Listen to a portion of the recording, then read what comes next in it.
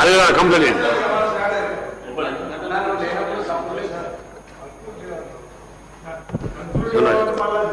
గవర్నర్లో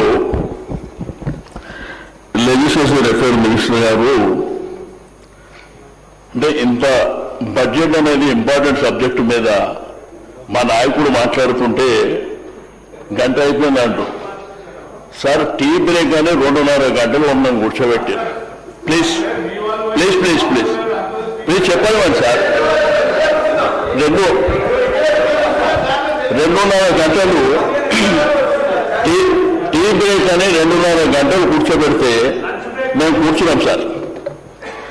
governor address మీద ధన్యవాదాలు చెప్పేటప్పుడు ముఖ్యమంత్రి గారు ఢిల్లీకి వస్తారంటే 5-6 గంటలు మేము కూర్చున్నాం. ఆయన వచ్చిండు 12 తొక్కిండు. సార్ ఇది సభను పక్కదారి పట్టించే ఆలోచన చేస్తా ఉన్నారు. చాలా సీనియర్ సార్ వారు. నేను ఫస్ట్ టైం అయినప్పుడు వారు మంత్రిగా ఉండే సార్ అధ్యక్ష.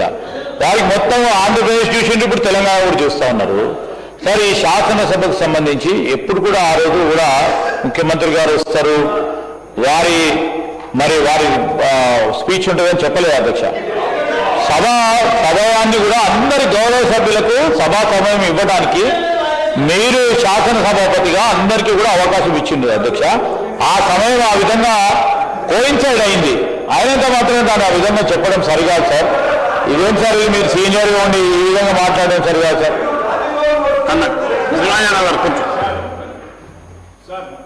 కూర్చోండి, మీ సభ్యులే మాట్లాడుతున్నారు కదా.